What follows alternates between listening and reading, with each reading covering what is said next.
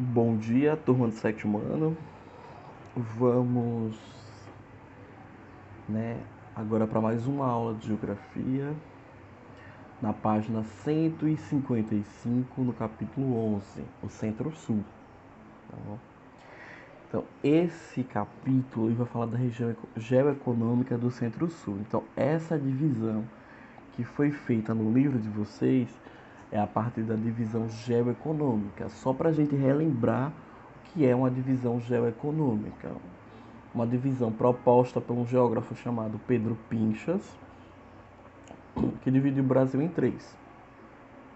Tá? O Nordeste, que foi o capítulo passado, o Centro-Sul e a Amazônia. O Centro-Sul ele vai compreender ali a região sul do Brasil, a região sudeste e a região centro-oeste.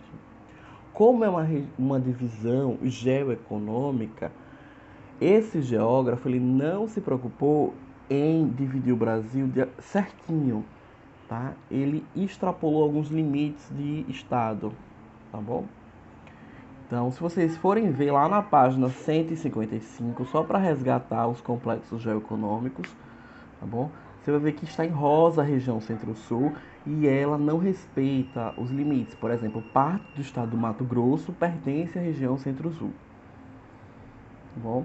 E aí parte da Bahia também e do Piauí vão estar localizados na região Centro-Sul. Como é uma divisão geoeconômica, esse geógrafo ele se preocupou mais no quesito econômico do que no físico, tá? E no natural, que é como o IBGE dividiu o Brasil. Então, Centro-Sul caberia basicamente as regiões Centro-Oeste, Sul e Sudeste, sendo aí a região mais rica do Brasil, né? Essa junção de Sul, Sudeste e Centro-Oeste.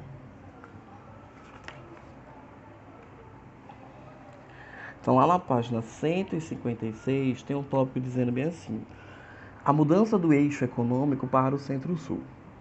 Quando é que o Centro-Sul ganha o destaque econômico? Quando a gente falou de Nordeste, no capítulo passado, nas aulas passadas, eu falei que o Nordeste já foi a região mais rica do Brasil, que tinha a capital do Brasil, que era Salvador, né? Só que houve uma mudança de eixo. As principais economias no Nordeste, que era cana-de-açúcar, ela foi modificado o eixo, né? Foi para o Centro-Sul, principalmente com a economia do café, né?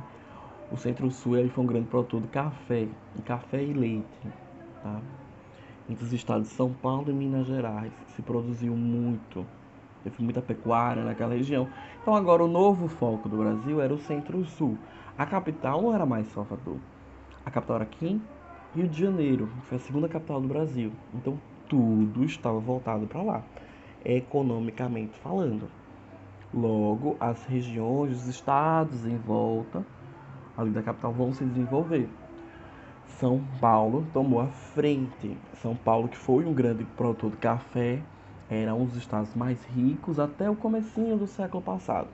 O que aconteceu? O café foi uma economia que caiu, que entrou em declínio, só que logo o estado de São Paulo substituiu a economia cafeeira pela indústria. Observem aí na página 156, tem um mapa dizendo a expansão do café até 1960. Lembrando que ele entrou em crise em 30, mas ele ainda resistiu por algum tempo. Bom, aí eu tenho regiões de Espírito Santo, Rio, São Paulo, né, até um pedaço do Paraná que foi desenvolvido o café, mas principalmente essa mancha do mapa, ela está mais no estado de São Paulo. Foi o grande produtor de café.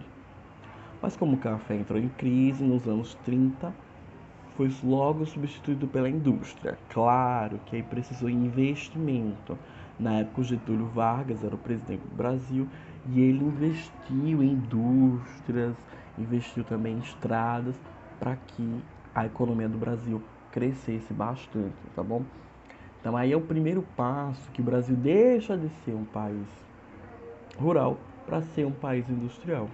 Tudo isso começa pelo Sudeste, tá bom? pelo Centro-Sul, como o capítulo está nos informando, né? Que é a região sudeste também. Então, atividade industrial, né? Toda essa atividade industrial ela começa a despontar no estado de São Paulo. Você tem os grandes produtores de café naquela região, né? Ricos. E aí, o café entra em crise, só que eles tinham dinheirinho guardado. O que é que eles fizeram com esse dinheirinho guardado? Investindo nas indústrias, né? Sai a produção de café e vem as indústrias. Então, as primeiras indústrias vão surgir lá em São Paulo. Como eu já havia dito, e esse tópico também vai falar, existe um investimento em ferrovia, em portos, né?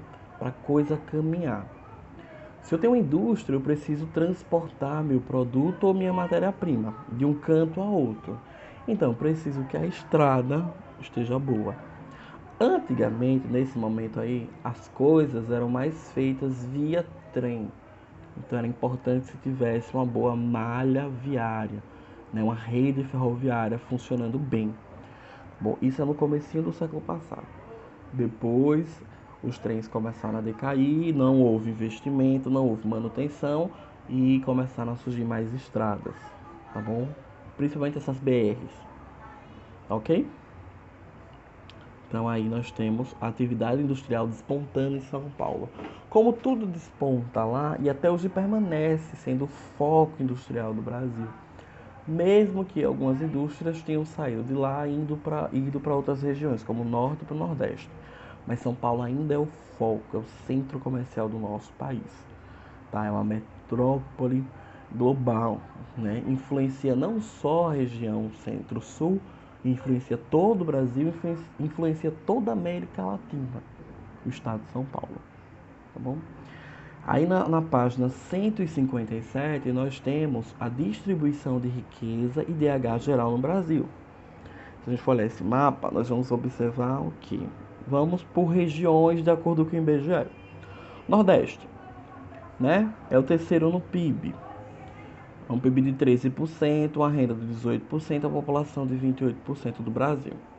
O Sudeste é o primeiro no PIB, né? Com 56%, com 50% de renda e com 42% da população brasileira. Ou seja, quanta gente mora no Sudeste. O Sul é o segundo PIB, com 17%, com a renda de 18% e com a população de 15%. O Centro-Oeste é o quarto, com PIB de 9%, a renda de 9% e a população de 7%. E por último, o Norte, em quinto lugar, com PIB de 5%, a renda de 6%, a população de 8%. Tá bom? Então, olha aí, estamos falando de Centro-Sul. O Sudeste e o Sul são o primeiro e o segundo colocado. Uma região que está com o primeiro, o segundo e o quarto colocado. É a região mais rica do Brasil. Bom, ainda na página 157 tem um tópico, a megalópole e o centro econômico do país, que é justamente o estado de São Paulo. Tá? Onde é que tudo isso começa? Com o investimento do café, que depois vira investimento na indústria, que depois vira investimento em outros setores da economia.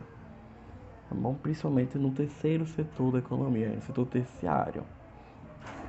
Então, ali eu tenho um estado que determina as tendências mundiais. Eu tenho diversos tipos de serviço em um único estado, tá bom? Que é o Sudeste.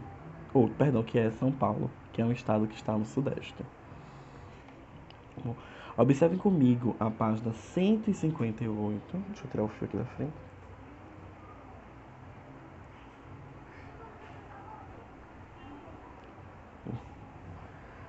Na página 158, aí tem região Sudeste, a organização atual do espaço geográfico. Tá bom? Então, esse foco agora, quando eu falar economicamente, estou falando mais do Sudeste, tá bom? Que é uma região que está dentro do Centro-Sul. Aí eu tenho uma região mais urbanizada, industrializada, é uma megalópole, que eu tenho ali entre o Rio de Janeiro e São Paulo, tá bom?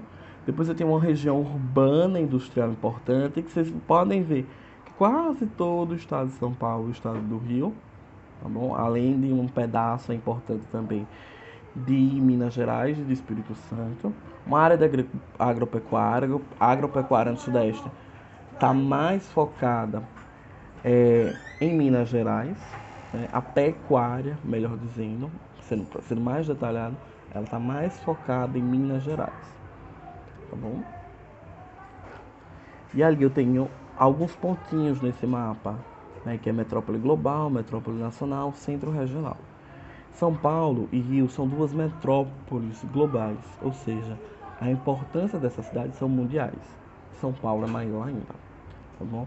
E depois vem Belo Horizonte, na questão da importância das cidades, das capitais, e por último vem Vitória, dentro do Sudeste, tá bom? São Paulo e Rio de Janeiro, por serem muito grandes, por serem metrópoles globais, elas estão em intenso crescimento. Suas áreas vão crescendo cada vez mais, né? Surgem cada vez mais bairros, cada vez mais vilas, cada vez mais prédios, cada vez mais condomínios, cada vez mais indústrias, cada vez mais lojas. Isso vai fazendo com que a cidade vá juntando uma a outra. Se vocês observarem no mapa, elas não são exatamente vizinhas, tá bom? São perto, uma capital da outra, mas não são vizinhas coladas. Mas as cidades que estão próximas ou estão no meio do caminho também cresceram. Quando tem esse crescimento muito grande das cidades, isso é o processo chamado conurbação. Tá? O processo de conurbação é de crescimento das cidades. Elas vão crescendo e vão colando uma na outra, tá bom? Vão se juntando, vão se agrupando a essas cidades. Então, no meio do caminho entre São Paulo e Rio de Janeiro, as cidades cresceram bastante e você não consegue mais observar onde uma cidade começa e onde essa cidade termina, tá bom? E isso é resultado do processo conurbação. Aí vocês podem ver que tem uma mancha mais vermelha entre São Paulo e o Rio de Janeiro, tá bom? Então, a gente teria aí a formação da primeira megalópole brasileira, tá bom? Megalópole é a junção de duas metrópoles, a conurbação de duas metrópoles. Então, a grande megalópole brasileira seria Rio-São Paulo. Não existe uma outra no Brasil. Megalópole não, existem outras metrópoles, mas megalópole somente essa. Isso significa que são as duas regiões muito intensas. O fluxo de trânsito vai ser intenso, mas também os problemas vão ser muito maiores, né? Violência vai ser muito forte, consumo, produção de lixo vai ser muito forte, né? Vai ter muito. Eu vou ter muitas favelas nessa região, porque eu vou ter falta de moradia, não vai caber todo mundo na cidade, né? Então, eu vou ter problema com educação, problema com saúde nessas cidades, porque é muito grande. Por serem muito grandes, quando eu estou nesse momento, né, de pandemia, é mais fácil um vírus disseminar. Por isso que São Paulo tem muitos casos da Covid, né? Porque tem muita gente morando e o fluxo é muito grande. Ok? Eu não só tenho essa região desenvolvida no Sudeste, eu tenho o Vale da Paraíba, que fica lá entre São Paulo e Rio de Janeiro. Também aí está na página 159 o mapa do Vale da Paraíba, tá bom? Que é o meio do caminho entre as duas cidades. Que eu tenho empresas siderúrgicas, que eu tenho indústrias aeronáuticas, indústrias bélicas. Bélicas é produção de armas e armamentos. Eu tenho veículos automotores. Então eu tenho indústrias pesadas no meio do caminho, né? Indústrias que vão requerer assim, muito cuidado na sua produção, mas também que vai requerer uma mão de obra especializada, tá bom?